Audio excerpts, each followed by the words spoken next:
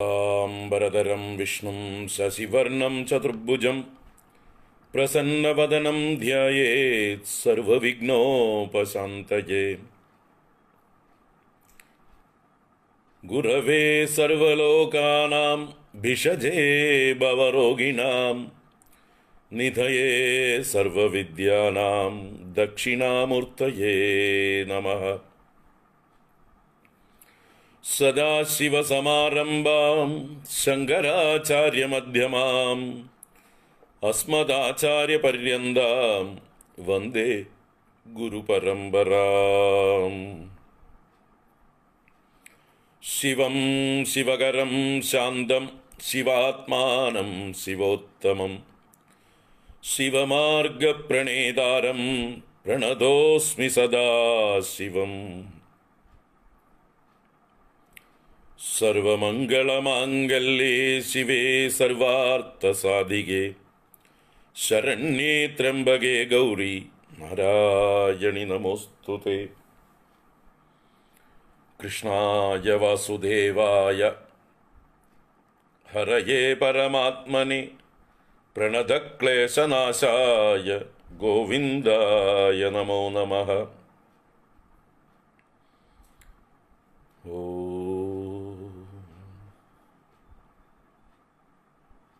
ശ്രീ ഗുരുഭ്യോ നമഃ.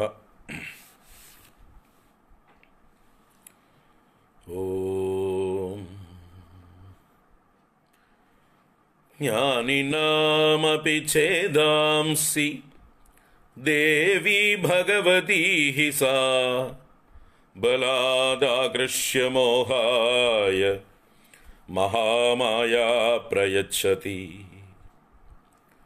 ദുർഗേ സ്മൃതാ ഹരസി ഭീതിമശേഷജന്തോഃ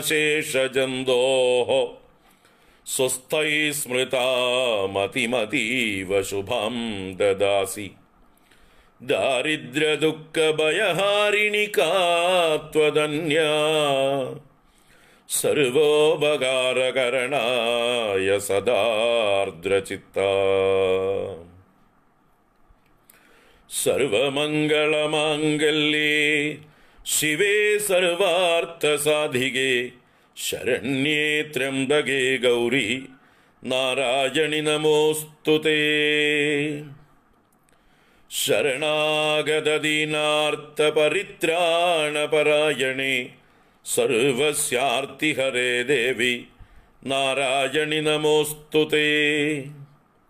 സർവസ്വരൂപേ സർവേശേ സർവശക്തിസമന്വിതേ ഭയേഭ്യസ്ത്രാഹി നോ ദേവി ദുർഗേ ദേവി നമോസ്തുതേ. സർവബാധാപ്രശമനം ത്രൈലോക്യസ്യാഖിലേശ്വരി ഏവമേവ ത്വയാ കാര്യം അസ്മദ്വൈരിവിനാശനം.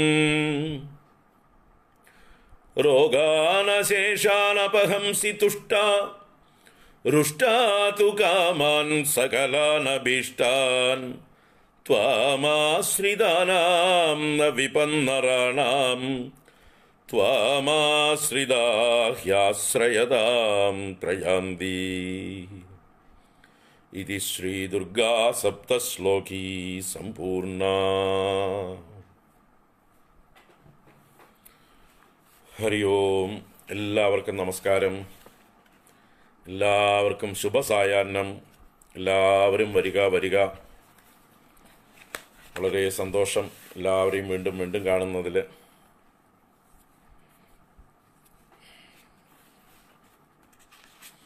ദേവീ മാഹാത്മ്യത്തിലേക്ക് പ്രവേശിക്കുന്നതിന് മുമ്പായിട്ട് ദേവീ മാഹാത്മ്യത്തെ സംഗ്രഹിച്ച് 8 ശ്ലോകങ്ങളിൽ ഒരു മഹാത്മാവ് രചിച്ചു വച്ചിട്ടുണ്ട്.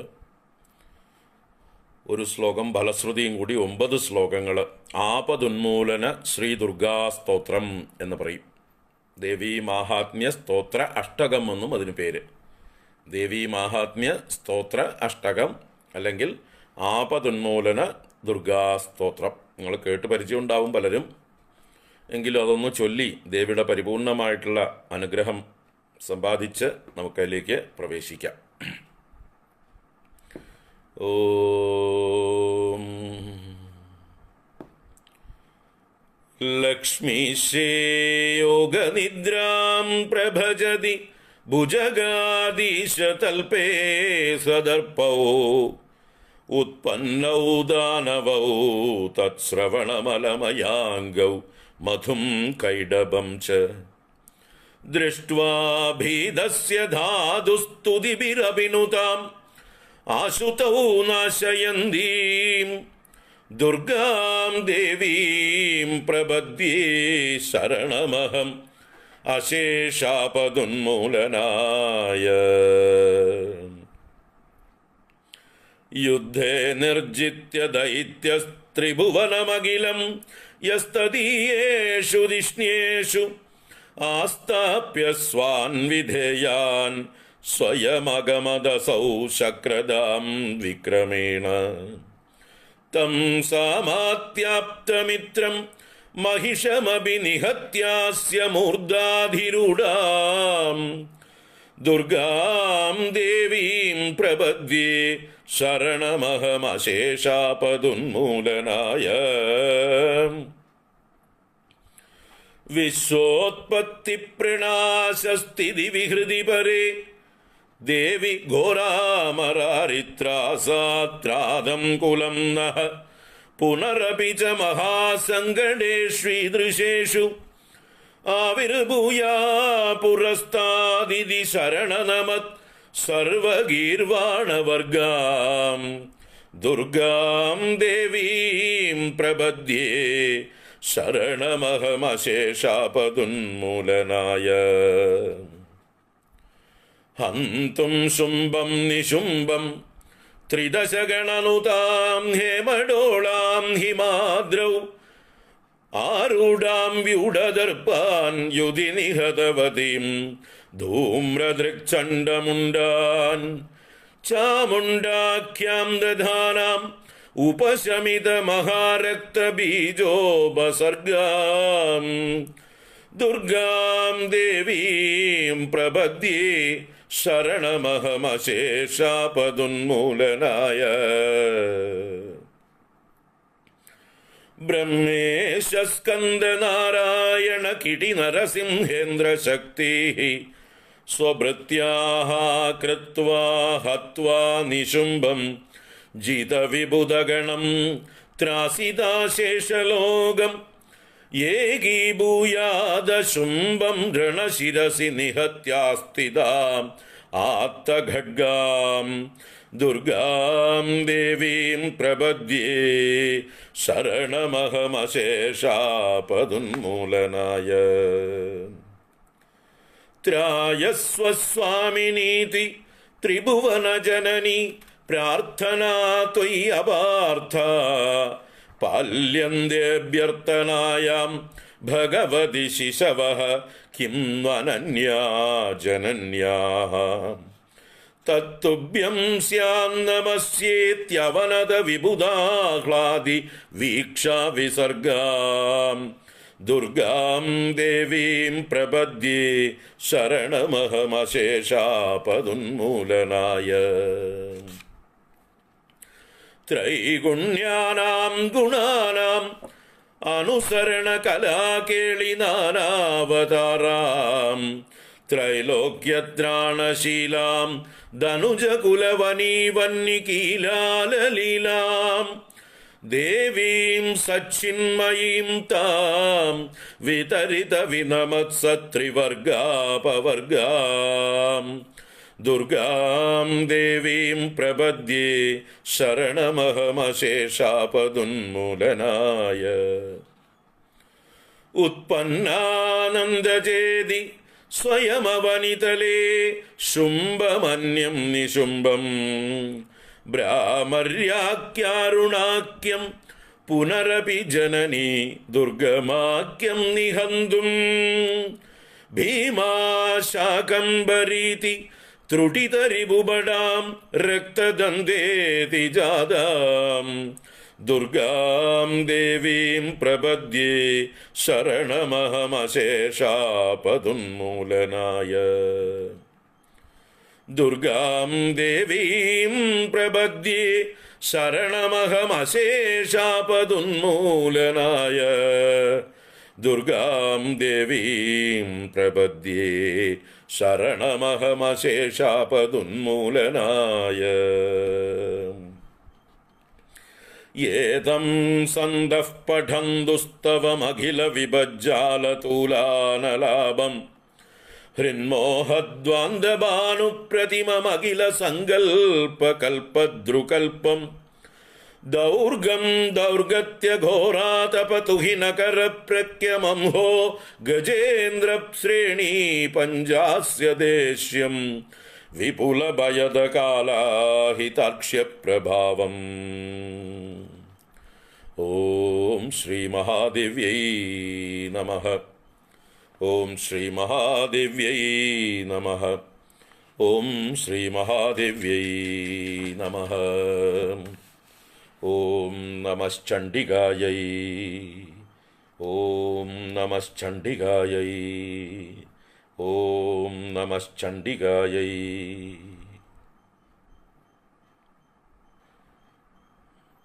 ദേവിയാണ് നമ്മളെ ഇതിലേക്ക് എത്തിക്കുന്നത്. ദേവിയുടെ കാരുണ്യമില്ലെങ്കിൽ നമ്മളാരും ഈ ദേവി മാഹാത്മ്യത്തിൻ്റെ അടുത്തേക്ക് എത്തില്ല. ദേവി മാഹാത്മ്യം പഠിക്കാനോ ദേവി മാഹാത്മ്യം ചൊല്ലാനോ സാധ്യമല്ല. ദേവിയുടെ പരിപൂർണമായിട്ടുള്ള കാരുണ്യം ഉണ്ടാവണം, കൃപയുണ്ടാവണം, എങ്കിൽ മാത്രമേ സാധിക്കുള്ളൂ. അപ്പോൾ തീർച്ചയായിട്ടും ആ കൃപ നമ്മളിൽ ദേവി നല്ലോണം ചൊരിഞ്ഞിട്ടുണ്ട് എന്നുള്ള സത്യം നമ്മൾ തിരിച്ചറിയണം. നമ്മൾ ധന്യരാണെന്ന് തിരിച്ചറിയണം. ആരൊക്കെ ഇത് ശ്രദ്ധാപൂർവം ശ്രവിക്കുന്നുണ്ടോ അവരൊക്കെ ധന്യരാണ് എന്ന് ഒരിക്കലും മറക്കരുത്. നിങ്ങൾ തിരഞ്ഞെടുക്കപ്പെട്ടവരാണ്. എന്താണ് ദേവി മാഹാത്മ്യം? എന്തിനാണ് നമ്മൾ ദേവി മാഹാത്മ്യം ചൊല്ലുന്നത്? ആരാണ് ദേവി മാഹാത്മ്യം ചൊല്ലാൻ അർഹരായിട്ടുള്ളവർ? ഇങ്ങനെയൊക്കെയുള്ള കുറേ സംശയങ്ങൾ പലർക്കും ഉണ്ടാവും. ദേവി മാഹാത്മ്യം എന്ന് കേൾക്കുമ്പോൾ തന്നെ പലർക്കും പേടിയാണ്. കാരണം അങ്ങനെയുള്ള ഒരു അജ്ഞാനം പരത്തി വെച്ചിട്ടുണ്ട് ഒരുപാട് തലമുറകളോളം ആളുകൾ. വാസ്തവത്തിൽ ദേവിക്ക് ഏറ്റവും പ്രീതികരമായിട്ടുള്ള ദേവീ സ്തുതിയാണ് ദേവി മാഹാത്മ്യം. മാർക്കണ്ഡേയ പുരാണം എന്ന പുരാണത്തിലെ 13 അധ്യായങ്ങളാണ് ദേവി മാഹാത്മ്യം. അതാദ്യം നമ്മൾ മനസ്സിലാക്കാം. ഇതെന്താണ് ഈ ദേവി മാഹാത്മ്യം എന്ന് ചോദിച്ചാൽ, മാർക്കണ്ഡേയ പുരാണം, നമ്മുടെ അഷ്ടാദശ പുരാണങ്ങൾ, 18 പ്രധാന പുരാണങ്ങളുണ്ട്. അതിൽ ഏറ്റവും ചെറിയ പുരാണമാണ് മാർക്കണ്ഡേയ പുരാണം. ഏകദേശം 4000-ൽ താഴെ ശ്ലോകങ്ങൾ മാത്രമുള്ള 143 മറ്റ് അധ്യായങ്ങൾ മാത്രമുള്ളതായിട്ടുള്ള സ്കന്ധങ്ങളോ കാണ്ഡങ്ങളോ പർവ്വങ്ങളോ ഒന്നുമില്ല. അതിൽ അധ്യായങ്ങൾ മാത്രമേ ഉള്ളൂ. ഡയറക്റ്റ് 143 അധ്യായങ്ങളാണ് മാർക്കണ്ഡേയ പുരാണത്തിലുള്ളത്. ആ മാർക്കണ്ഡേയ പുരാണത്തിലെ 78 മുതൽ 90 വരെയുള്ളതായിട്ടുള്ള 13 അധ്യായങ്ങളാണ് ദേവി മാഹാത്മ്യം. അപ്പോൾ മാർക്കണ്ഡേയ പുരാണത്തിൽ നിന്ന് നമ്മൾ അടർത്തി എടുക്കുകയാണ് ഈ ദേവി മാഹാത്മ്യം എന്ന ഒരു ഗ്രന്ഥത്തെ. ഏതുപോലെ നമ്മൾ ലളിതാ സഹസ്രനാമം ബ്രഹ്മാണ്ഡ പുരാണത്തിലെ ഒരു ഭാഗമാണ്. ബ്രഹ്മാണ്ഡ പുരാണത്തിലെ ലളിതോപാഖ്യാനം എന്ന ഭാഗത്തിലെ അവസാന ഭാഗമാണ്. അതിൽ 3 അധ്യായങ്ങൾ പൂർവപീഠിക, ലളിതാ സഹസ്രനാമം, ഫലശ്രുതി, ഇങ്ങനെ 3 അധ്യായങ്ങളാണ് മൊത്തത്തിൽ ലളിതാ സഹസ്രനാമം. അതിൽ നമ്മൾ സാധാരണ ലളിതാ സഹസ്രനാമ സ്തോത്രം മാത്രം പാരായണത്തിനായിക്കൊണ്ട് തിരഞ്ഞെടുക്കുന്നു. അപ്പോൾ ഈ ദേവി മാഹാത്മ്യം അതുപോലെ മാർക്കണ്ഡേയ പുരാണത്തിലെ 13 അധ്യായങ്ങളാണ്. 78 മുതൽ 90 വരെയുള്ള അധ്യായങ്ങളാണ്. ദേവിയുടെ മാഹാത്മ്യമാണ് അതിലെ ഇതിവൃത്തം. അതുകൊണ്ടാണ് അതിനെന്ത് പേര്? ദേവി മാഹാത്മ്യം എന്ന പേര്. അതിന് ദുർഗാ സപ്തശതി എന്നും മറ്റൊരു പേര്. വടക്കേ ഇന്ത്യയിൽ മുഴുവൻ ഇത് ദുർഗാ സപ്തശതി എന്നാണ് പ്രശസ്തം. കേരളം വിട്ട് പുറത്തേക്ക് പോയാൽ ദുർഗാ സപ്തശതി എന്ന് പറഞ്ഞാലേ അറിയുള്ളൂ പലർക്കും. ദേവി മാഹാത്മ്യം എന്നുള്ളത് കേരളത്തിലും അതുപോലെ അത്യാവശ്യം കർണാടകയിലും തമിഴ്നാട്ടിലും പറഞ്ഞാൽ അറിയും. അവിടെ പോലും ദുർഗാ സപ്തശതി എന്ന പേരിലാണ് പ്രശസ്തം. കർണാടകയിലൊക്കെ മൂകാംബികയിലൊക്കെ പോയാൽ ദേവി മാഹാത്മ്യം എന്നുള്ളതിനേക്കാൾ ദുർഗാ സപ്തശതി എന്നവർ കൂടുതൽ പറയുന്നത് കേൾക്കാം. അപ്പോൾ വടക്കേ ഇന്ത്യയിലൊക്കെ ദുർഗാ സപ്തശതി എന്ന് പ്രശസ്തം. ബംഗാളിലും മറ്റുമൊക്കെ ചണ്ഡീ സപ്തശതി എന്ന് പ്രശസ്തം. ദുർഗാ സപ്തശതിയെ തന്നെ അവർ ചണ്ഡീ സപ്തശതി അല്ലെങ്കിൽ വെറും ചണ്ഡീ എന്ന് മാത്രം അവർ പറയും. ചണ്ഡീ പാഠം ചെയ്യുക, ചണ്ഡീ പാരായണം ചെയ്യുക എന്ന് പറഞ്ഞാൽ തന്നെ എന്താ അർത്ഥം? ദേവീ മാഹാത്മ്യം പാരായണം ചെയ്യുക എന്നാണ് അർത്ഥം. ചണ്ഡീ പാഠം, ചണ്ഡീ പാരായണം, ചണ്ഡീ സപ്തശതി, ദുർഗാ സപ്തശതി. വെറും സപ്തശതി എന്ന് പറഞ്ഞാലും ദുർഗാ സപ്തശതി തന്നെയാണ് അവർക്ക്. സപ്തശതി എന്ന എന്താ അർത്ഥം? 700 എന്നാണ്. സപ്തശതം, സപ്തം 7, ശതം 100. അപ്പം 700 സപ്തശതി. സ്ത്രീലിംഗത്തിൽ സപ്തശതി എന്ന് പറയുന്നു. അപ്പോൾ 700 എന്താണ് 700 700 മന്ത്രങ്ങൾ അടങ്ങിയിരിക്കുന്നു. അതുകൊണ്ടാണ് അതിന് ദുർഗയുടേതായിട്ടുള്ള 700 മന്ത്രങ്ങൾ അടങ്ങിയത് കൊണ്ട് ദുർഗാ സപ്തശതി എന്ന് പേര്. ആ ഒരു 700 മന്ത്രങ്ങളാണ് ഇതിലുള്ളത്. 700 ശ്ലോകങ്ങളില്ല കേട്ടോ. ശ്ലോകങ്ങൾ എണ്ണി നോക്കിയാൽ നിങ്ങൾക്ക് 500 ചില്ലാനേ ഉള്ളൂ, 540ഓളം ശ്ലോകങ്ങളേ ഉള്ളൂ അതിൽ. എന്തുകൊണ്ട് അതിന് 700 എന്ന് പറയണു വെച്ചാൽ അതിൽ ഉവാച ഉവാച ഉവാച എന്നുള്ള ഇടയ്ക്കിടയ്ക്കിടയ്ക്ക് വരുന്നതായിട്ടുള്ള അതും കൂടി മന്ത്രങ്ങളായിട്ട് കണക്കാക്കും. ഋഷിരുവാച, മാർക്കണ്ഡേയ ഉവാച, രാജോവാച, വൈശ്യ ഉവാച, ദേവ്യുവാച, ദേവാ ഉജുഹു, ബ്രഹ്മോവാച, ഇങ്ങനെയൊക്കെ നിങ്ങൾക്ക് കാണാനില്ല. അപ്പോൾ ഈ ഉവാച ഉവാച എന്നുള്ളത് പോലും മന്ത്രമായിട്ട് കണക്കാക്കും. അതുപോലെ ഇതിൽ ചില മന്ത്രങ്ങളൊക്കെ ഇരട്ടിച്ച് ചൊല്ലും, 3 പ്രാവശ്യം ചൊല്ലും. ഇപ്പോൾ 5-ാം അധ്യായത്തിൽ ദേവിയുടെ സ്തുതിയുണ്ട്. ദേവി സൂക്തം എന്ന് പറയുന്നതായിട്ടുള്ള സ്തുതി. യാ ദേവി സർവഭൂതേഷു വിഷ്ണുമായേതി ശബ്ദിത നമസ്തസ്യൈ നമോ നമ. ഇതാണ് ഒറിജിനൽ പാഠം. അത് നമ്മൾ നമസ്തസ്യൈ നമസ്തസ്യൈ നമസ്തസ്യൈ നമോ നമ എന്ന് പാഠം ചെയ്യുന്നതായിട്ടുള്ള സമയത്ത് 3 പ്രാവശ്യമായി. 3 നമസ്തസ്യൈ എന്ന് പറഞ്ഞതുകൊണ്ട് അത് 3 മന്ത്രമായി മാറുന്നു.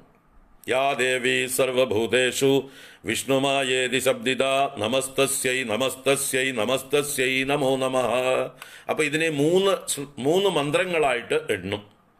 അപ്പം അങ്ങനെയൊക്കെ ആയിട്ടാണ് ഇത് പലതും കൂടി അതിന് 700 മന്ത്രങ്ങൾ എന്നുള്ള കണക്കുണ്ട്. എന്താ ഇത് മന്ത്രം എന്ന് പറയുന്നത് വെച്ചാൽ ഈ ഓരോ വരികളിലും ബീജാക്ഷര രൂപത്തിലാണ് മന്ത്രങ്ങൾ വിന്യസിക്കപ്പെട്ടിരിക്കുന്നത്.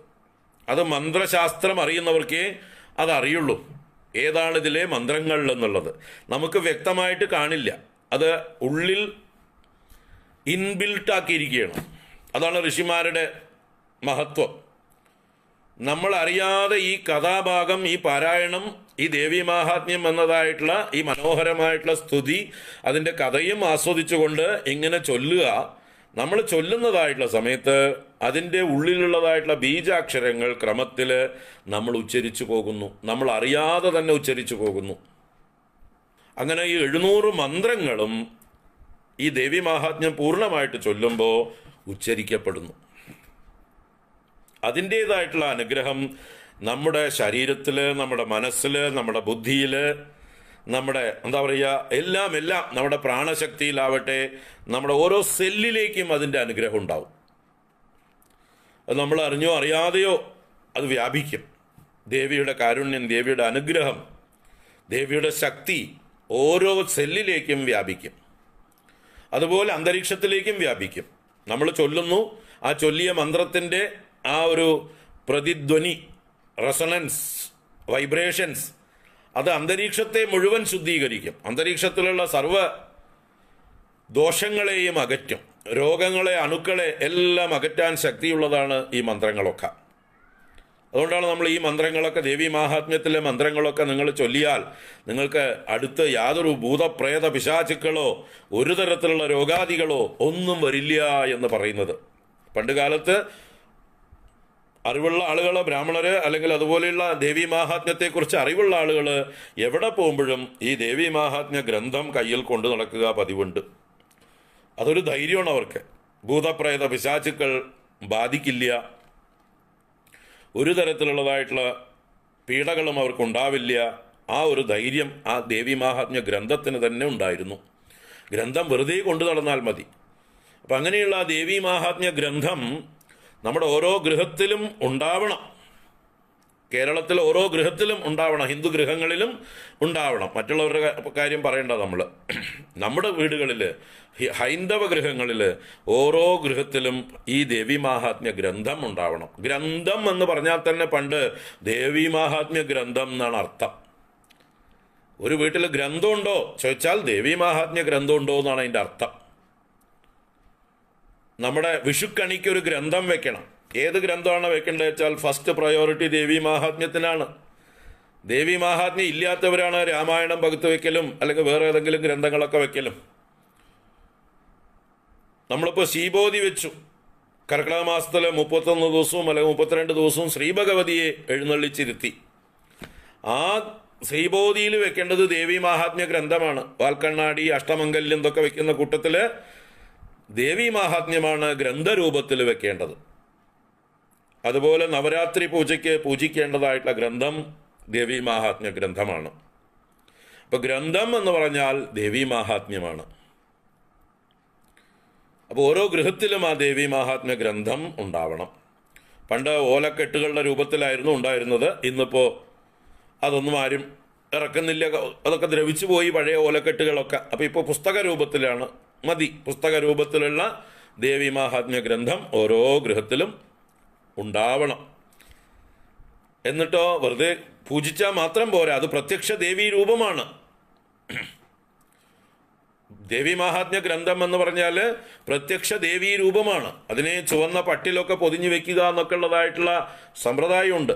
പൂജിച്ച് വെക്കുക ചുവന്ന പട്ടിൽ. ദേവിക്ക് വസ്ത്രം ഉടുക്കുന്നത് പോലെ ഈ പുസ്തകത്തിനും ഒരു വസ്ത്രം ഉടുപ്പിച്ചുകൊണ്ട് അതിനെ ഗൃഹങ്ങളിൽ പൂജാമുറിയിൽ വെക്കുക. അത് തന്നെ ഒരു വലിയ ശക്തിയാണ്.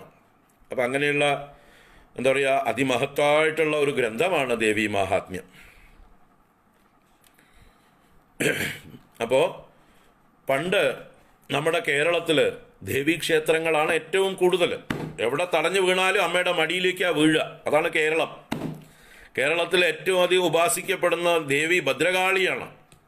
എല്ലാവരുടെയും പരദേവതകളെ അന്വേഷിച്ച് ചെന്നാൽ ഒക്കെ ഭദ്രകാളിയായിരിക്കും, ദുർഗാ ഭഗവതിയായിരിക്കും. അന്വേഷിച്ച് നോക്കൂ, നിങ്ങൾ ഓരോരുത്തരുടെയും കുടുംബങ്ങളുടെ പരദേവതയെക്കുറിച്ച് അന്വേഷിച്ചാൽ ഏതെങ്കിലും ദുർഗാക്ഷേത്രത്തിലാണ് ചെന്നെത്തുക.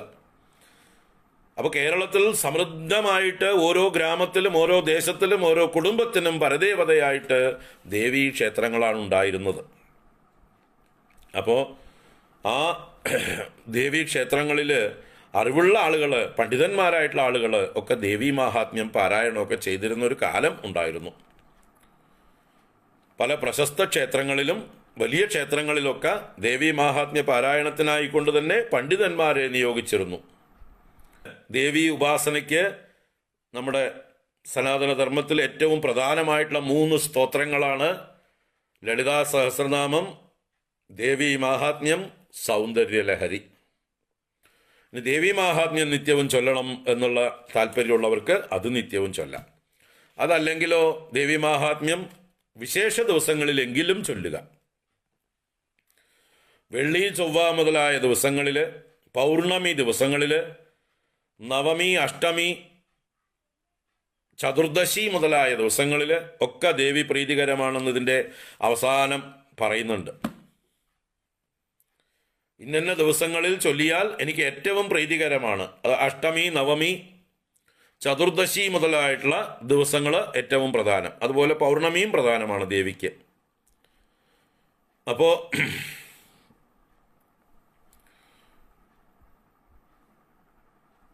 ഇങ്ങനെ തിരഞ്ഞെടുക്കപ്പെട്ട ദിവസങ്ങളിലെങ്കിലും ദേവീ മാഹാത്മ്യം ചൊല്ലുക. ഇനി ഇതവിടെ ചോദിക്കണു, നാരായണീ സ്തുതി ചൊല്ലാറുണ്ട് ഡെയിലി എന്ന്. തീർച്ചയായിട്ടും എന്നും മുഴുവനായിട്ട് ചൊല്ലാൻ പറ്റാത്തവർക്ക് ഈ പറഞ്ഞ മാതിരി ഏതെങ്കിലും ദേവീ മാഹാത്മ്യത്തിലെ സ്തുതികളെങ്കിലും ചൊല്ലുക. ദേവീ മാഹാത്മ്യത്തിൽ ഈ 13 അധ്യായങ്ങളിലും കൂടിയിട്ട് 4 സ്തുതികളുണ്ട്. 1-ാം അധ്യായത്തിൽ ബ്രഹ്മദേവൻ ദേവിയെ സ്തുതിക്കുന്ന, മഹാകാളിയായി സ്തുതിക്കുന്നതായിട്ടുള്ള രാത്രി സൂക്തം എന്ന പേരുള്ളതായിട്ടുള്ള അതിഗംഭീരമായിട്ടുള്ള ഭദ്രകാളി സ്തുതിയാണ്, മഹാകാളി സ്തുതിയാണ്. ആ സ്തുതി രാത്രി സൂക്തം അത് ഒരു പ്രധാന സ്തുതിയാണ്. അത് കഴിഞ്ഞ് 4-ാം അധ്യായത്തിൽ മഹിഷാസുര വധം കഴിഞ്ഞ് ഇന്ദ്രാദി ദേവന്മാർ ദേവിയെ സ്തുതിച്ചതായിട്ടുള്ള അതിമനോഹരമായിട്ടുള്ള സ്തുതിയാണ് ശക്രാധികൃത ദേവീ സ്തുതി. അത് നിത്യവും പാരായണം ചെയ്യാം. അതിമനോഹരമായിട്ടുള്ള സ്തുതിയാണ്. 5-ാം അധ്യായത്തിൽ അപരാജിതാ സ്തുതി അല്ലെങ്കിൽ നമോ ദേവ്യൈ സൂക്തം അല്ലെങ്കിൽ ദേവീ സൂക്തം എന്നൊക്കെ പ്രശസ്തമായിരിക്കുന്ന യാ ദേവി സർവഭൂതേഷു എന്ന് ആരംഭിക്കുന്ന ആ അനേക ശ്ലോകങ്ങളുള്ളതായിട്ടുള്ള ആ സ്തുതി, അത് ദേവീ സൂക്തം എന്നാണ് അതിന് പ്രശസ്തി. ആ ദേവീ സൂക്തം അത് നിത്യവും പാരായണം ചെയ്യാം. ആ സൂക്തം മാത്രമായിട്ട് പാരായണം ചെയ്യാം. അത് ദേവന്മാര് ദേവിയെ പ്രസാദിപ്പിക്കാൻ വേണ്ടി അവരുടെ കാര്യസാധ്യത്തിന് വേണ്ടി സ്തുതിച്ചതാണ്. ശുംഭ നിശുംഭന്മാരെന്നതായിട്ടുള്ള ദുഷ്ട അസുരന്മാരെ കൊണ്ട് പൊറുതിമുട്ടി എല്ലാ സ്ഥാനങ്ങളും നഷ്ടപ്പെട്ട് ശ്വാസം മുട്ടിക്കഴിയുന്നതായിട്ടുള്ള ദേവന്മാർ ദേവിയെ ആശ്രയിച്ചുകൊണ്ട് ദേവിയെ പ്രീതിപ്പെടുത്താൻ വേണ്ടി സ്തുതിച്ച സ്തുതിയാണ് 5-ാം അധ്യായത്തിലെ അപരാജിതാ സ്തുതി എന്നറിയപ്പെടുന്ന ദേവീ സൂക്തം. നമോ ദേവ്യൈ മഹാദേവ്യൈ ശിവായൈ സതതം നമ എന്ന് ആരംഭിക്കുന്നതായിട്ടുള്ള യാ ദേവി സർവഭൂതേഷു വിഷ്ണുമായേതി ശബ്ദിത എന്നൊക്കെയുള്ള ആ വരിയായിട്ട് വരുന്നതായിട്ടുള്ള ആ സൂക്തം അത് ഏറ്റവും നല്ല സൂക്തമാണ്. പ്രത്യേകിച്ച് നമ്മുടെ വിദ്യാർത്ഥികളായിട്ടുള്ള കുട്ടികളെയൊക്കെ പഠിപ്പിക്കേണ്ട സൂക്തമാണ് ഈ 5-ാം അധ്യായത്തിലെ ദേവീ സൂക്തം. ഏത് കാര്യസാധ്യത്തിനും സ്തുതിക്കാൻ പറ്റിയ സൂക്തമാണ് ആ 5-ാം അധ്യായത്തിലെ ദേവീ സൂക്തം. അതിഗംഭീരമായിട്ടുള്ള സ്തുതിയാണ്. അതുപോലെ 11-ാം അധ്യായം അതാണ് നാരായണീ സ്തുതി എന്ന് പ്രശസ്തമായിരിക്കുന്ന സ്തുതി. നമ്മൾ നിത്യവും ചൊല്ലുന്ന സർവമംഗളമാംഗല്യേ ശിവേ സർവാർത്ഥ സാധികേ ശരണ്യേ ത്രംബകേ ഗൗരി നാരായണി നമോസ്തുതേ. ഈ സ്തുതി അത് നാരായണീ സ്തുതിയിലുള്ളതാണ്. അതിലുള്ള ഏറ്റവും പ്രധാനപ്പെട്ടതായിട്ടുള്ളൊരു ശ്ലോകമാണ് ഈ സർവമംഗളമാംഗല്യേ ശിവേ സർവാർത്ഥ സാധികേ ശരണ്യേ ത്രംബകേ ഗൗരി നാരായണി നമോസ്തുതേ എന്ന്. ആ സ്തുതിയിൽ 16 പ്രാവശ്യം മറ്റേ നാരായണി സ്തുതി, നാരായണി നമോസ്തുതേ, നാരായണി നമോസ്തുതേ, നാരായണി നമോസ്തുതേ എന്ന് വരുന്നത് കൊണ്ടാണ് ആ സ്തുതിക്ക് നാരായണീ സ്തുതി എന്ന് പേരായത്. ദുർഗാസ്തുതി തന്നെയാണ്, ചണ്ഡികാസ്തുതി തന്നെയാണ് നാരായണീ സ്തുതി. അത് ശുംഭ നിശുംഭ വധം കഴിഞ്ഞ് ദേവന്മാർ കൃതജ്ഞതാപൂർവം സന്തോഷമായിട്ട് ദേവിയെ സ്തുതിച്ചതാണ് ആ നാരായണീ സ്തുതി. അപ്പം ഇങ്ങനെ 13 അധ്യായങ്ങളുള്ളതായിട്ടുള്ള ദേവീ മാഹാത്മ്യത്തിൽ 4 സ്തുതികളുണ്ട്. ഇതിലേതെങ്കിലും ഒരു സ്തുതിയെങ്കിലും 4 സ്തുതിയും ചൊല്ലിയാൽ ഉത്തമം, അല്ലെങ്കിൽ 3 സ്തുതികൾ ചൊല്ലാം, 2 സ്തുതികൾ ചൊല്ലാം, ഒരു സ്തുതിയെങ്കിലും നിത്യവും ചൊല്ലാം. അങ്ങനെ ഒരു സ്തുതിയെങ്കിലും നാരായണീ സ്തുതിയെങ്കിലും നിത്യവും ചൊല്ലുന്നുണ്ടെങ്കിൽ അത് അത്യുത്തമം. ദിവസവും ചൊല്ലുന്നുണ്ടെങ്കിൽ, ദിവസവും ദേവീ മാഹാത്മ്യം പൂർണ്ണമായിട്ട് ചൊല്ലുകയാണെങ്കിലും അത്യുത്തമം. കാരണം നമ്മൾ ഇന്നിപ്പോൾ വേറെ പലതും ദിവസവും ചൊല്ലുന്നുണ്ട്. അതിനേക്കാളൊക്കെ പ്രധാനമാണ് ദേവീ മാഹാത്മ്യം നിത്യവും ചൊല്ലുക എന്നുള്ളത്.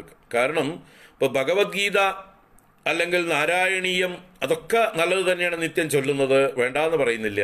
പക്ഷെ ഭഗവത്ഗീത എന്നൊരു ഉപാസനാ ഗ്രന്ഥമല്ല. ഭഗവത്ഗീത ഒരു ജ്ഞാനപ്രധാനമായിട്ടുള്ള ഗ്രന്ഥമാണ്. അത് എന്താണ്, നമുക്ക് മനനം ചെയ്യാനുള്ളതാണ്. അതിലുള്ള വിഷയം നമ്മൾ പഠിച്ച് മനനം ചെയ്യാനുള്ളതാണ് ഭഗവത്ഗീത. അത് നിത്യപാരായണം ചെയ്തതുകൊണ്ട് മാത്രം അത് പ്രയോജനം തരില്ല. അതിൻ്റെ അറിവ് വേണം. ആ ഭഗവത്ഗീതയുടെ ഇൻഗ്രീഡിയൻസ് എന്താണെന്ന് നമ്മൾ മനനം ചെയ്ത് അതിൻ്റെ അർത്ഥം അറിഞ്ഞ് അത് ജീവിതത്തിൽ പ്രായോഗികമാക്കുമ്പോഴേ അതിൻ്റെ ഗുണം കിട്ടുള്ളൂ. അല്ലാതെ വെറുതെ ദിവസം തത്തമേ പൂച്ച പൂച്ച എന്ന് പറഞ്ഞ് ഭഗവത്ഗീത പാരായണം ചെയ്തതുകൊണ്ട് ഗുണമില്ല. നല്ലത് തന്നെയാണ്, ഒന്നും ചെയ്യാതിരിക്കുന്നതിനേക്കാൾ നല്ലത് തന്നെയാണ്. എന്നാൽ ദേവീ മാഹാത്മ്യം എന്നുള്ളത് ഉപാസനയ്ക്കുള്ളതായിട്ടുള്ള ഗ്രന്ഥമാണ്. അത് ഉപാസനാ പ്രധാനമാണ്, സ്തുതിക്കാൻ വേണ്ടിയുള്ളതാണ്. അപ്പോൾ എന്നും ദേവീ മാഹാത്മ്യം പാരായണം ചെയ്യുന്നത് ആ ഗൃഹത്തിലും ആ ദേശത്തിനും കുടുംബത്തിനും എല്ലാം ഐശ്വര്യത്തെ നൽകുന്നതായിട്ടുള്ള, അനുഗ്രഹം നൽകുന്നതായിട്ടുള്ളതാണ് ദേവീ മാഹാത്മ്യ പാരായണം. അത് നിങ്ങൾ അതിൻ്റെ അർത്ഥം അറിഞ്ഞില്ലെങ്കിലും കുഴപ്പമില്ല. ദേവീ മാഹാത്മ്യത്തിൻ്റെ അർത്ഥം അറിയണമെന്ന് നിർബന്ധമില്ല പാരായണം ചെയ്യാൻ. തെറ്റില്ലാതെ പാരായണം ചെയ്യണം എന്നുള്ളതിന്. അർത്ഥം അറിഞ്ഞ് പാരായണം ചെയ്താൽ അധികം ഫലം. ആ ഭാവന നിങ്ങൾക്ക് കൂടുതലുണ്ടാവും, ഭക്തി കൂടുതലുണ്ടാവും, ശ്രദ്ധ കൂടുതലുണ്ടാവും, ഏകാഗ്രത കൂടുതലുണ്ടാവും. അപ്പോൾ പ്രയോജനം കൂടുതലാണ്. ഭാവനയോടുകൂടി ഭക്തിയോടുകൂടി ചൊല്ലുമ്പോൾ തീർച്ചയായിട്ടും അധികസ്യ അധികം ഫലം. അപ്പോൾ അർത്ഥമറിഞ്ഞുകൊണ്ട് അതിൻ്റെ സമ്പ്രദായങ്ങൾ അറിഞ്ഞുകൊണ്ട് തെറ്റില്ലാതെ പാരായണം ചെയ്യലാണ് ഇതിൽ മുഖ്യം. മനസ്സിലാക്കുക. അപ്പോൾ തെറ്റില്ലാതെ പാരായണം ചെയ്യാൻ പഠിക്കണം. പാരായണ പ്രധാനമാണ് ദേവീ മാഹാത്മ്യം. ഈ 13 അധ്യായങ്ങളും മുഴുവൻ പാരായണം ചെയ്യുമ്പോഴാണ് ആ സപ്തശതി എന്നുള്ളതായിട്ടുള്ള 700 മന്ത്രങ്ങളും നമ്മൾ പാരായണം ചെയ്തു തീർക്കുന്നത്. ആ 700 മന്ത്രങ്ങളുടെയും അനുഗ്രഹം നമുക്ക് ലഭിക്കണമെങ്കിൽ മുഴുവൻ പാരായണം ചെയ്യണം. അപ്പോൾ ഈ ദേവീ മാഹാത്മ്യ ഗ്രന്ഥം ദേവിയുടെ ഒരു മൂർത്തിയാണ്. അപ്പോൾ ദേവിയുടെ മൂർത്തിയെ നമ്മൾ പൂർണ്ണമായിട്ടും ആശ്രയിക്കുന്നതിൻ്റെ ഒരു ഇഫക്റ്റാണ് മുഴുവൻ ദേവീ മാഹാത്മ്യവും ചൊല്ലുമ്പോൾ. അപ്പോൾ അതിലൊരു കഷ്ണം എടുത്ത് ചൊല്ലുമ്പോൾ ദേവിയുടെ ഒരു അവയവത്തെ മാത്രം ആശ്രയിക്കുന്ന പോലെയാണ്.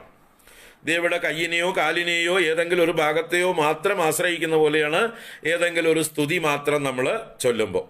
മുഴുവനായിട്ട് പാരായണം ചെയ്യുമ്പോഴാണ് സമ്പൂർണമായിട്ടുള്ള ദേവീ പ്രീതി ഉണ്ടാവുക. ദേവിയുടെ ശരീരം മുഴുവൻ നമ്മൾ മന്ത്രരൂപമായ ദേവിയുടെ മൂർത്തിയെ നമ്മൾ പൂർണ്ണമായി ഉപാസിക്കുന്നു. ഇപ്പം നമ്മൾ പഞ്ചദശാക്ഷരി മന്ത്രത്തെക്കുറിച്ചൊക്കെ പറഞ്ഞു അല്ലേ? പലരും പഠിച്ചപ്പോൾ ആ 15 അക്ഷരങ്ങളുള്ളതായിട്ടുള്ള മന്ത്രം അതിലേതെങ്കിലും 2 അക്ഷരം മാത്രം ചൊല്ലിയാൽ മന്ത്രമാവുമോ? ഇല്ല. വാഗ്ഭവകൂടം, മധ്യകൂടം, ശക്തികൂടം എന്ന 3 കൂടങ്ങളായിട്ട് തിരിച്ചിട്ടുണ്ട്. എന്നാൽ ശരി, ഒരു കൂടം മാത്രം ചൊല്ലാം എന്ന് പറഞ്ഞിട്ട് ചൊല്ലാറുണ്ടോ? ഇല്ല. 3 കൂടി കൂടുമ്പോഴാണ് പഞ്ചദശാക്ഷരി മന്ത്രമാവുന്നത്. അപ്പോൾ അതുപോലെ ദേവീ മാഹാത്മ്യം പൂർണ്ണമായിട്ട് ചൊല്ലുമ്പോൾ അതിൻ്റെ പൂർണ്ണമായിട്ടുള്ള ബലം. അതിന് ഈ 13 അധ്യായം മാത്രം വായിക്കുകയാണെങ്കിൽ ഒരു 2 മണിക്കൂറൊക്കെ ധാരാളം മതി. അത് എങ്ങനെ വായിക്കണം എന്നൊക്കെ നിയമങ്ങളുണ്ട്. ആ നിയമപ്രകാരം വായിക്കണം. അല്ലാതെ എക്സ്പ്രസ് സർവീസിൽ വായിച്ചിട്ട് പോയാൽ ചിലപ്പോൾ ചിലർ 1 മണിക്കൂറിൽ വായിച്ചിട്ട് പോകും. ഇപ്പോൾ നമ്മൾ ചണ്ഡികാ ഹോമമൊക്കെ നടത്തുമ്പോൾ അവിടെ ഈ പുരോഹിതന്മാർ ചൊല്ലുന്നത് കേട്ടിട്ടുണ്ടോ? വളരെ വേഗത്തിൽ ചൊല്ലിയിട്ട് പോകും. വാസ്തവത്തിൽ അങ്ങനെ ചൊല്ലാൻ പാടില്ലാത്തതാണ്. അത് അവർ കാര്യം ഒപ്പിക്കാൻ വേണ്ടി വഴിപാട് പോലെ അങ്ങനെ വേഗം ചൊല്ലിയിട്ട് പോകും. അത്രയും വേഗത്തിലൊന്നും ചൊല്ലാൻ പാടില്ല. ദേവീ മാഹാത്മ്യം ചൊല്ലുന്നതിന് വേദമന്ത്രം ചൊല്ലുന്നത് പോലെയുള്ള ശ്രദ്ധ വേണം. കാരണം വേദമന്ത്രം പോലെ തന്നെയാണ് ദേവീ മാഹാത്മ്യം. അപ്പോൾ അതിന് നിയമങ്ങളുണ്ട്. അതെങ്ങനെയൊക്കെ ചൊല്ലരുത് എന്ന് പറഞ്ഞിട്ടുണ്ട്. ശീഘ്രിയായിട്ട് ചൊല്ലരുത്. ശീഘ്രി എന്ന് പറഞ്ഞാൽ ശീഘ്രം, എക്സ്പ്രസ് സർവീസ്. അതിന് പറഞ്ഞിരിക്കുന്നതായിട്ടുള്ള ആ അക്ഷരങ്ങളുടെ മാത്രകൾക്ക് കൂടുതൽ വേഗത്തിൽ ചാടി പോകരുത്. ദീർഘമായിട്ട് നീട്ടി സംഗീതാത്മകമായി ചൊല്ലാൻ പാടില്ല. ഗീതി ആയിട്ട് ചൊല്ലാൻ പാടില്ല എന്ന് പറയും. ഗീതി, ശീഘ്രി.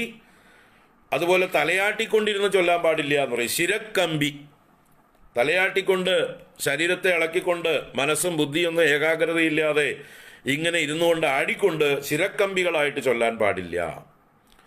അതുപോലെ മനസ്സിൽ ചൊല്ലിയാൽ പോരാ ദേവീ മാഹാത്മ്യം.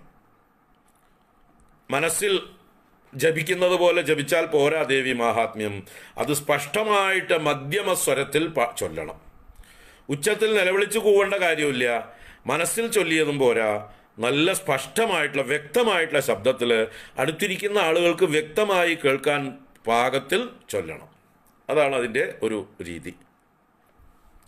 അപ്പോൾ ഇങ്ങനെയൊക്കെ നിയമങ്ങളുടെ അത് ശുദ്ധമായിട്ട് ചൊല്ലണം. വൃത്തിയും വെടുപ്പോടും കൂടി ദേവിയുടെ വിഗ്രഹത്തിൻ്റെയോ ഫോട്ടോൻ്റെയോ ഏതെങ്കിലും ഒരു സന്നിധി ഒരു നിലവിളക്കെങ്കിലും കൊളുത്തി വെച്ചിരുന്നുകൊണ്ട് ശ്രദ്ധാപൂർവം ശരീരശുദ്ധിയോടുകൂടി പരിസര ശുദ്ധിയോടുകൂടി ഇരുന്ന് ചൊല്ലുമ്പോൾ അതിൻ്റെ പ്രയോജനം പരിപൂർണമായിട്ട് കിട്ടുന്നു. അപ്പോൾ ഈ ദേവീ മാഹാത്മ്യം 13 അധ്യായം. പക്ഷേ ഈ ദേവീ മാഹാത്മ്യം 13 അധ്യായം പാരായണം ചെയ്യുന്നതിന് മുമ്പും പിമ്പും ചില വിധികളും കൂടി ചില ശാസ്ത്രങ്ങൾ വിധിച്ചിരിക്കുന്നു. തന്ത്രശാസ്ത്രങ്ങൾ. അത് മഹാദേവനാണ് ആ തന്ത്രശാസ്ത്രങ്ങളുടെയൊക്കെ ഉപജ്ഞാതാവ് എന്നും പറയപ്പെടുന്നു. അപ്പോൾ മഹാദേവൻ തന്നെ ഈ ദേവീ മാഹാത്മ്യത്തെ രക്ഷിച്ചിരിക്കുകയാണ്. രക്ഷിച്ചിരിക്കുക എന്ന് പറഞ്ഞാൽ ചില പ്രത്യേക എന്താ പറയുക കവറിട്ട് രക്ഷിച്ചിരിക്കുകയാണ്. നമ്മളിപ്പോൾ ഒരു പുസ്തകം കിട്ടിയാൽ ഉടനെ അതിനെ ബൈൻഡ് ചെയ്യുക, അട്ടയിടുക ഒക്കെ ചെയ്യില്ലേ? അതുപോലെ ഈ 13 അധ്യായങ്ങളിലുള്ള ദേവീ മാഹാത്മ്യം അത് ചൊല്ലാൻ തുടങ്ങുന്നതിനും അതിനൊക്കെ മുമ്പായിട്ട് വേറെ ചില കാര്യങ്ങൾ പൂർവ്വപീഠികയായി അതിനു മുമ്പ് ചൊല്ലണം. പ്രഥമ അംഗങ്ങളായിട്ട് ചൊല്ലണം. അതിന് അംഗങ്ങൾ എന്നാണ് പറയുക. അതാണ് ദേവീ മാഹാത്മ്യം ചൊല്ലുമ്പോൾ ത്രയാംഗപൂർവകമായ പാരായണം അല്ലെങ്കിൽ നവാംഗപൂർവകമായിട്ടുള്ള പാരായണം എന്ന് പറയും. നവാംഗപൂർവമായിട്ടുള്ള പാരായണം. നവാംഗങ്ങൾ എന്ന് പറഞ്ഞാൽ 9 അംഗങ്ങൾ ദേവീ മാഹാത്മ്യ പാരായണത്തിന് മുമ്പേ ചൊല്ലുക. അത് മന്ത്രരൂപത്തിലുള്ള സൂക്തങ്ങളാണ് ഈ 9. അതിന് ന്യാസം, ആവാഹനം, നാമാനി, അർഗളം, കീലകം, ഹൃദയം, ദളം, ധ്യാനം, കവചം, ഇങ്ങനെ 9 കാര്യങ്ങളാണ്. അതിങ്ങനെ 9 അംഗങ്ങൾ എന്ന് പറയുന്നത്. അതൊക്കെയാണ് ന്യാസം, ആവാഹനം, നാമാനി എന്ന് പറഞ്ഞാൽ ദേവിയുടെ നാമങ്ങൾ ചൊല്ലാനുണ്ട്. അർഗളം എന്ന് പറഞ്ഞാൽ ഒരു സ്തോത്രമാണ്, അർഗള സ്തോത്രം. കീലകം എന്നുള്ള ഒരു സ്തോത്രമാണ്. ഹൃദയം എന്നുള്ളത് മന്ത്രമാണ്. ദളം എന്നുള്ളത് മന്ത്രമാണ്. പിന്നെ ധ്യാന ശ്ലോകങ്ങളുണ്ട്. കവചം എന്നുള്ളതായിട്ടുള്ളൊരു സ്തോത്രമുണ്ട്. ഈ കവചത്തെ മുമ്പും ചൊല്ലാം. അർഗളത്തിന് മുമ്പായിട്ട് നാമാനി കഴിഞ്ഞിട്ട് കവചം, അർഗളം, കീലകം, ഹൃദയം, ദളം, ധ്യാനം, ഈ ക്രമത്തിലും ചൊല്ലാം. കവചത്തെ മുമ്പിലേക്ക് 4-മതായിട്ടും ചൊല്ലാം, അല്ലെങ്കിൽ 9-മതായിട്ടും ചൊല്ലാം. ഇങ്ങനെ വിധികളുണ്ട്. അതല്ലെങ്കിൽ ഈ 9ഉം പഠിച്ചു ചൊല്ലാൻ ഇത്തിരി പ്രയാസമുണ്ട്. അത് ഗുരുമുഖത്ത് നിന്ന് ഗുരുവിൻ്റെ അടുത്തിരുന്നു കൊണ്ട് ഈ മന്ത്രങ്ങൾ, ചിലതൊക്കെ ഗദ്യരൂപത്തിലുള്ള മന്ത്രങ്ങളാണ്, അതൊക്കെ പഠിച്ച് കൃത്യമായിട്ട് അത് തെറ്റില്ലാതെ ചൊല്ലണമെങ്കിൽ കുറച്ച് അഭ്യാസം വേണം. അപ്പോൾ അതിന് എളുപ്പത്തിന് വേണ്ടിയിട്ട് മറ്റൊരു സമ്പ്രദായം, അതും ഈ തന്ത്രത്തിൽ തന്നെ പറഞ്ഞിട്ടുണ്ട്, ഒരു എക്സംഷൻ പറഞ്ഞിട്ടുണ്ട്. അതാണ് ത്രയാംഗപൂർവകമായിട്ടുള്ള പാരായണം. ത്രയാംഗങ്ങൾ എന്ന് പറഞ്ഞാൽ 3 അംഗങ്ങൾ. ഏതൊക്കെ? ഈ 9-ൽ തന്നെ ഉള്ളതായിട്ടുള്ള കവച സ്തോത്രം, അർഗള സ്തോത്രം, കീലക സ്തോത്രം, ഈ 9-ലുള്ളത് തന്നെയാണ്. 9-ൽ നിന്ന് 3 മാത്രം എടുത്ത് ചൊല്ലുന്നു. ഇത് 3 സ്തോത്രങ്ങളാണ്. അപ്പോൾ എല്ലാവർക്കും സാമാന്യമായിട്ട് അക്ഷരം കൂട്ടി വായിക്കാൻ പറ്റുന്നവർക്കൊക്കെ തെറ്റില്ലാതെ ചൊല്ലാൻ പറ്റും. അപ്പോൾ അതാണ് ഈ 3 ചൊല്ലാൻ പറയുന്നത്, ത്രയാംഗങ്ങൾ. ഈ ത്രയാംഗങ്ങൾ ചൊല്ലിയിട്ട് ദേവീ മാഹാത്മ്യം ചൊല്ലുക. അവസാനം സമർപ്പിക്കുമ്പോഴും വേറെ ചില അംഗങ്ങൾ കൂടെ അതിനോട് ചേർക്കുന്നുണ്ട്. രഹസ്യത്രയം എന്ന് പറഞ്ഞിട്ടൊരു ഭാഗമുണ്ട്.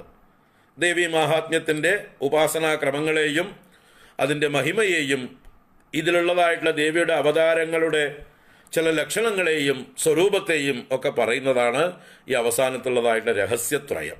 അപ്പോൾ ഈ രഹസ്യത്രയങ്ങൾ 3 കൂടി അവസാനം ചൊല്ലുക. എന്നിട്ട് ചില സമർപ്പണ മന്ത്രങ്ങളും ശ്ലോകങ്ങളും ഒക്കെ ഉണ്ട്. അപരാധ ക്ഷമാപണം മുതലായിട്ടുള്ളതൊക്കെ ഉണ്ട്. അതുമൊക്കെ ചൊല്ലിയിട്ട് വേണം സമർപ്പിക്കാനായിക്കൊണ്ട്. അപ്പോൾ ഈ ത്രയാംഗങ്ങൾ ചൊല്ലുമ്പോഴാണെങ്കിലും നവാംഗങ്ങൾ ചൊല്ലുമ്പോഴാണെങ്കിലും അതിൻ്റെ കൂട്ടത്തിൽ ചില കാര്യങ്ങൾ മന്ത്രരൂപത്തിൽ ചൊല്ലാനുണ്ട്.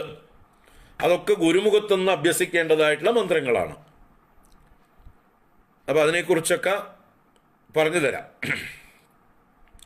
അത് ഇന്ന കാര്യത്തിന് വേണ്ടിയിട്ടാണ് ഇന്ന മന്ത്രം എന്ന് പറയും. അപ്പോൾ ആദ്യം തന്നെ ഒരു സങ്കല്പം ചെയ്യുന്നു. സങ്കല്പം ചെയ്യാന്ന് പറഞ്ഞാൽ, ഞാനിതാ ഇന്ന ദിവസം ഇന്ന സ്ഥലത്ത് വെച്ച് ഇന്ന കാര്യത്തിന് വേണ്ടി ഞാൻ ഈ ദേവീ മാഹാത്മ്യം എന്നതായിട്ടുള്ള ഗ്രന്ഥം പാരായണം ചെയ്യാൻ പോകുന്നു എന്ന് പറഞ്ഞ് ദേവിയോട് ഒരു പ്രതിജ്ഞ ചെയ്യണം. ഒരു കമ്മിറ്റ്മെൻറ്റ് നമ്മൾ ഏറ്റെടുക്കണം. പ്രതിജ്ഞ എന്ന് പറഞ്ഞാൽ ഒരു കമ്മിറ്റ്മെൻ്റാണ്. So I am going to do this certain thing. ഇത് കഴിഞ്ഞല്ലാതെ ഞാൻ ഇവിടുന്ന് അനങ്ങില്ല എന്നാണ് ആ പ്രതിജ്ഞയുടെ അർത്ഥം. അവനവനെ തന്നെ അതിലേക്ക് ബന്ധിക്കുകയാണ്, കമ്മിറ്റഡ് ആക്കുകയാണ്. അതിനാണ് ഈ സങ്കല്പങ്ങളൊക്കെ ചെയ്യുമ്പോൾ വെള്ളവും പൂവും ഒക്കെ വെച്ചിട്ട് കയ്യിൽ വെച്ചിട്ട് അക്ഷതവും പിടിച്ചുകൊണ്ട് ഇങ്ങനൊരു പിടുത്തമുണ്ട്. ഇത് അവനവൻ ബന്ധിക്കുകയാണ്. ഈ കൈകൾ ഇനി ഈ കർമ്മത്തിന് ബന്ധം, ഈ കൈകൾ ഇനി വേറൊരു കർമ്മത്തിന് ഉപയോഗിക്കില്ല ഫോർ ദ ടൈം ബീങ്. നമ്മുടെ ഏത് കർമ്മങ്ങൾക്ക് ഉപയോഗിക്കുന്നത് എന്താണ്? കൈകളാണ്, അല്ലേ? ഈ കൈകളെ രണ്ടിനെയും കമ്മിറ്റ് ചെയ്യാണ്. വെള്ളവും അക്ഷതവും പൂവും കയ്യിൽ പിടിച്ചുകൊണ്ട്. അതിന് പേരാണ് സങ്കല്പം എന്ന്. ഇനിയിപ്പോൾ വെള്ളവും അക്ഷതവും പൂവും ഒന്നും ഇല്ലെങ്കിൽ പോലും, ഇതൊന്നും ഇല്ലാത്ത രാജ്യത്ത് വെച്ചിട്ടാണെങ്കിൽ നമുക്ക് സങ്കല്പം ചെയ്യാം, 2 കൈകളെയും ബന്ധിച്ചുകൊണ്ട്. എൻ്റെ 2 കൈകളും ഞാനിതാ ഈ കർമ്മത്തിനായിക്കൊണ്ട് സമർപ്പിക്കുന്നു. ഇത് കഴിഞ്ഞല്ലാതെ വേറൊരു കർമ്മത്തിൽ ഞാൻ എഴുന്നേൽക്കില്ല എന്നുള്ളൊരു പ്രതിജ്ഞ ചെയ്യുന്നതാണ് ഈ സങ്കല്പം എന്ന് പറയുന്നത്. ഏത് കർമ്മങ്ങൾ ചെയ്യുമ്പോഴും ഇങ്ങനെ സങ്കല്പം ചെയ്യണം. അപ്പോൾ ആദ്യം സങ്കല്പം കഴിഞ്ഞ് പിന്നെ അത് കഴിഞ്ഞിട്ട് ചില മന്ത്രങ്ങളുണ്ട്. ശാപോദ്ധാര മന്ത്രം, ഉത്കീലന മന്ത്രം എന്നൊക്കെ ഉള്ളതായിട്ടുള്ള മന്ത്രങ്ങളുണ്ട്. ചെറിയ ചെറിയ മന്ത്രങ്ങളാണ്. അത് ഇത്ര പ്രാവശ്യം ചൊല്ലുക എന്നുണ്ട്. അതിനൊക്കെ ഫലമുണ്ട്. ശാപോദ്ധാര മന്ത്രവും ഉത്കീലന മന്ത്രവും ഇതൊക്കെ നമ്മൾ ശരിക്കും ഗുരുമുഖത്തുനിന്ന് അഭ്യസിക്കേണ്ടതായിട്ടുള്ള മന്ത്രങ്ങളാണ്. അത് കഴിഞ്ഞിട്ടാണ് ദേവി കവചം ചൊല്ലേണ്ടത്, അത് കഴിഞ്ഞ് അർഗളാ സ്തോത്രം ചൊല്ലേണ്ടത്, അത് കഴിഞ്ഞ് കീലക സ്തോത്രം ചൊല്ലേണ്ടത്. അത് കഴിഞ്ഞിട്ട് പിന്നെ വേറെ ചില കാര്യങ്ങളുണ്ട് അതിനോട് കൂടെ ചേർത്ത്. കീലക സ്തോത്രം കഴിഞ്ഞു കഴിഞ്ഞാൽ പിന്നെ ഈ ദേവീ മാഹാത്മ്യത്തിൽ തന്നെ 1-ാം അധ്യായത്തിലുള്ള ബ്രഹ്മദേവൻ സ്തുതിച്ച സ്തുതിയെ താന്ത്രികം രാത്രിസൂക്തം എന്ന് പറയും. രാത്രിസൂക്തമാണത്, താന്ത്രികം രാത്രിസൂക്തം എന്ന് പറയും. അതും എല്ലാവർക്കും ചൊല്ലാവുന്നതാണ്. അത് പൂർവ്വ അംഗമായിട്ട് ചൊല്ലുക. അത് കഴിഞ്ഞ് നവാക്ഷരി മഹാമന്ത്രം എന്നൊരു മന്ത്രമുണ്ട്. ദേവിയുടെ ഏറ്റവും പ്രധാനപ്പെട്ടതായിട്ടുള്ള ദുർഗാദേവിയുടെ, ചണ്ഡികാദേവിയുടെ ഒരു മന്ത്രമാണ് നവാക്ഷരി മഹാമന്ത്രം. അത് 108 പ്രാവശ്യം ചൊല്ലുക എന്നുള്ളത് ഒരു സമ്പ്രദായമാണ്. ഇനി അത് ഉപദേശം കിട്ടാത്ത ആളുകൾക്ക് ദുർഗയുടെ അഷ്ടോത്തര ശതനാമ സ്തോത്രം 108 നാമങ്ങൾ ദേവിയുടെ ചൊല്ലാവുന്നതാണ്. അങ്ങനെ 108 നാമങ്ങളും ചൊല്ലിയിട്ട് പിന്നെ ധ്യാനം മുതലായത് ചൊല്ലി, അല്ലെങ്കിൽ സപ്തശതി ന്യാസം മുതലായത് ചൊല്ലി എന്താ പറയുക 13 അധ്യായങ്ങൾ ക്രമത്തിൽ ചൊല്ലേണ്ടതാണ്. അത് കഴിഞ്ഞ് അവസാനം ദേവീ സൂക്തം, ഈ നവാക്ഷരി മന്ത്രം അവസാനവും ചൊല്ലാം. ദേവീ സൂക്തം എന്ന് പറഞ്ഞ സൂക്തം ചൊല്ലാം. അത് 5-ാം അധ്യായത്തിലുള്ളതാണ് ദേവീ സൂക്തം. അതിനെ വീണ്ടും ചൊല്ലാം. അത് കഴിഞ്ഞ് രഹസ്യത്രയങ്ങളും ചൊല്ലി പിന്നെ ക്ഷമാപ്രാർത്ഥന എന്നുള്ളതായിട്ടൊരു പ്രാർത്ഥനയോട് കൂടിയിട്ട് സമർപ്പിക്കുക. അപ്പോൾ ഇതെല്ലാം കൂടി ആവുമ്പോൾ പരിപൂർണമായിട്ടൊരു പാരായണമായി. സാധാരണക്കാർക്ക് എപ്പോഴും പിന്തുടരാൻ പറ്റുന്നതായിട്ടുള്ള പരിപൂർണമായിട്ടൊരു പാരായണമായി ഒരു 3 മണിക്കൂർ അല്ലെങ്കിൽ ഒരു 3.25 മണിക്കൂർ കൊണ്ട് ഏറ്റവും നല്ല രീതിയിൽ അത് പാരായണം ചെയ്യാം. അപ്പോൾ ഏതെങ്കിലും വിശേഷ ദിവസങ്ങളിലെങ്കിലും, വെള്ളി ചൊവ്വ ദിവസങ്ങളിലോ അഷ്ടമി നവമി ദിവസങ്ങളിലോ നവരാത്രി കാലത്ത് 9 ദിവസങ്ങളിലും 10 ദിവസങ്ങളിലും ഒക്കെ ഇത് മുഴുവനായിട്ട് ചൊല്ലാവുന്നതാണ്. അങ്ങനെ ഒരു കമ്മിറ്റ്മെൻ്റ് എടുക്കുക, അതിൽ ശ്രദ്ധയോട് കൂടിയിട്ട്. ബാക്കിയുള്ള ദിവസങ്ങളിൽ ദിവസം ഒരു സ്തുതിയെങ്കിലും ചൊല്ലുക. അല്ലെങ്കിലോ ഇതേ ദേവീ മാഹാത്മ്യത്തെ ഈ 13 അധ്യായങ്ങളും ഈ മുമ്പും പിമ്പുള്ളതായിട്ടുള്ള അംഗങ്ങളോടും കൂടിയിട്ട് 7 ദിവസം കൊണ്ട് തീർക്കാം, അല്ലെങ്കിൽ 3 ദിവസം കൊണ്ട് തീർക്കാം. അതിനൊക്കെ ഉള്ളതായിട്ടുള്ള വിധികളുണ്ട്. ഒറ്റയടിക്ക് ഇരുന്ന് 3 മണിക്കൂർ ഇരുന്ന് ചൊല്ലാൻ പറ്റാത്തതായിട്ടുള്ള ആളുകൾക്ക് എക്സംഷൻസ്, ഒരു കോംപ്രമൈസുകളാണ്, വിട്ടുവീഴ്ച ചെയ്തിരിക്കുകയാണ്. നിങ്ങൾക്ക് ഒറ്റയടിക്ക് നിങ്ങൾക്ക് 1 ദിവസം കൊണ്ട് ചൊല്ലാൻ പറ്റില്ലെങ്കിൽ നിങ്ങൾ 3 ദിവസമായിട്ട് ചൊല്ലി. അപ്പോൾ 3 ദിവസമായിട്ട് ചൊല്ലുമ്പോൾ ഈ ദേവീ മാഹാത്മ്യത്തിൽ 3 ചരിതങ്ങളാണുള്ളത്. 3 ചരിതങ്ങൾ എന്നാൽ ദേവിയുടെ 3 അവതാര ലീലകൾ. അതിന് പ്രഥമചരിതം, മധ്യമചരിതം, ഉത്തമചരിതം എന്ന 3 ചരിതങ്ങൾക്ക് പേര്. പ്രഥമചരിതം, മധ്യമചരിതം, ഉത്തമചരിതം. അതിൽ പ്രഥമചരിതം ദേവിയുടെ മഹാകാളി അവതാരത്തെക്കുറിച്ചാണ്. മധുകൈടഭ വധമാണ് അതിലെ ചരിത്രം. അത് 1 അധ്യായമേ ഉള്ളൂ. അത് കഴിഞ്ഞ് 2, 3, 4 3 അധ്യായങ്ങളാണ് മധ്യമചരിതം, മഹിഷാസുരവധം എന്നുള്ളതായിട്ടുള്ള കഥ. അതുപോലെ 5 മുതൽ 13 വരെയുള്ളതായിട്ടുള്ള ഭാഗം ഉത്തമചരിതം എന്ന് പറയും. ആ ഉത്തമചരിതത്തിൽ ശുംഭ നിശുംഭ വധമാണ് മുഖ്യ കഥ. ഈ ശുംഭൻ്റെയും നിശുംഭൻ്റെയും സേനാനായകന്മാരായിട്ടുള്ള ധൂമ്രലോചനൻ, ചണ്ഡമുണ്ടൻ, രക്തബീജൻ മുതലായിട്ടുള്ള അസുരന്മാരെയൊക്കെ കൊല്ലുന്നത് ഓരോരോ അധ്യായങ്ങളിൽ പറയും. ഏറ്റവും പ്രധാനി ശുംഭനാണ്. അപ്പോൾ ശുംഭവധം കഴിയുന്നതോടുകൂടി ആ ചരിത്രത്തിൻ്റെ മുഖ്യഭാഗം കഴിഞ്ഞു. പിന്നെ അതിൻ്റെ അനുബന്ധ ഭാഗങ്ങളാണ് സ്തുതിയും മറ്റു കാര്യങ്ങളുമാണ്. അതെല്ലാം കൂടി 9 അധ്യായങ്ങളാണ്. 5 മുതൽ 13 വരെയുള്ള 9 അധ്യായങ്ങളെ ഉത്തമചരിതം എന്ന് പറയും. അപ്പോൾ ഇങ്ങനെ 3 ചരിതങ്ങളായി പിരിച്ച് 3 ദിവസമായിട്ടും ചൊല്ലാവുന്നതാണ്. അതല്ലെങ്കിൽ 7 ദിവസം കൊണ്ട് ചൊല്ലുന്നതായിട്ടുള്ള സമ്പ്രദായങ്ങളുണ്ട്. ഏതേത് ദിവസം ഏതേത് അധ്യായം എന്നൊക്കെ പറയും. 1-ാം ദിവസം 1-ാം അധ്യായം ചൊല്ലുക. അതിന് മുമ്പുള്ള അംഗങ്ങൾ ചൊല്ലി 1-ാം അധ്യായം പ്രഥമചരിതം മാത്രം 1-ാം ദിവസം. ഞായറാഴ്ച തുടങ്ങി ശനിയാഴ്ച വരെയുള്ള 7 ദിവസങ്ങളായിട്ട് അതിനെ വിഭജിക്കുകയാണെങ്കിൽ 1-ാം ദിവസം 1 അധ്യായം, 2-ാം ദിവസം 2 അധ്യായങ്ങൾ, 2ഉം 3ഉം അധ്യായങ്ങൾ 2-ാം ദിവസം. അത് കഴിഞ്ഞ് 3-ാം ദിവസം 1 അധ്യായം, 4-ാം അധ്യായം മാത്രം. ആ ശക്രാധികൃത ദേവീ സ്തുതി എന്ന് പറയുന്ന ഒരധ്യായം മാത്രം മതി. അത് കഴിഞ്ഞ് 4-ാം ദിവസം 4 അധ്യായങ്ങൾ, 5, 6, 7, 8 ചെറിയ അധ്യായങ്ങളാണ്. അതുകൊണ്ട് 4 അധ്യായങ്ങൾ 4-ാം ദിവസം. 5-ാം ദിവസം വീണ്ടും 2 അധ്യായങ്ങൾ, 9, 10 അധ്യായങ്ങൾ. പിന്നെ 6-ാം ദിവസം 11-ാം അധ്യായം നാരായണീ സ്തുതി. അത് വെള്ളിയാഴ്ച വരും. ഞായറാഴ്ച തുടങ്ങണമെങ്കിൽ വെള്ളിയാഴ്ച നാരായണീ സ്തുതി വരും. അതുപോലെ ചൊവ്വാഴ്ച ശക്രാധികൃത ദേവി സ്തുതി വരും. നോക്കൂ, ഏറ്റവും മനോഹരങ്ങളായിട്ടുള്ള സ്തുതികൾ ചൊവ്വയും വെള്ളിയായിട്ട് വരണം. അത് കഴിഞ്ഞ് ശനിയാഴ്ച അവസാന ദിവസം 7-ാം ദിവസം 2 അധ്യായങ്ങൾ, 12-ഉം 13-ഉം. ഇങ്ങനെ വിഭജിച്ച് 7 ദിവസങ്ങളായിട്ടും ചൊല്ലാവുന്നതാണ്.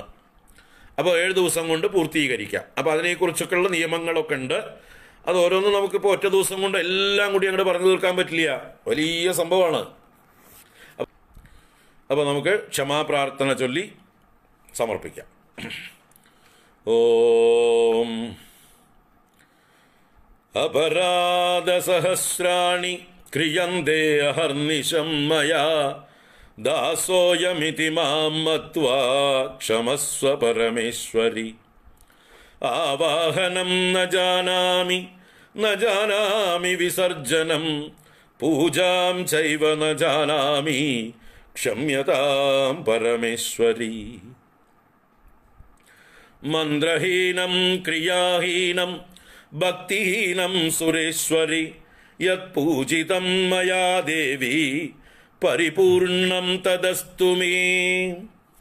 അപരാധശതം കൃത്വാ ജഗദംബേതി ചോച്ചരേത് യാം ഗതിം സമവാപ്നോതി നതാം ബ്രഹ്മാദയഃ സുരാഃ.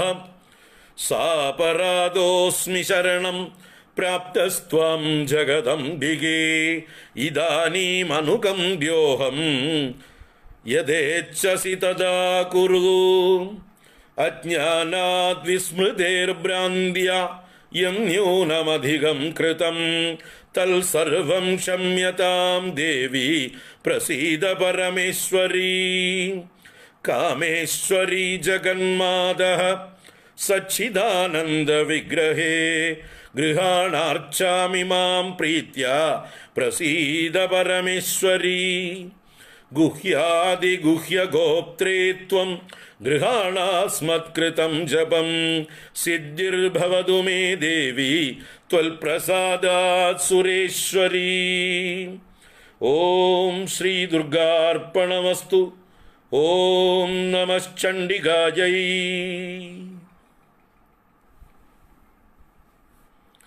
ഹരി ഓം.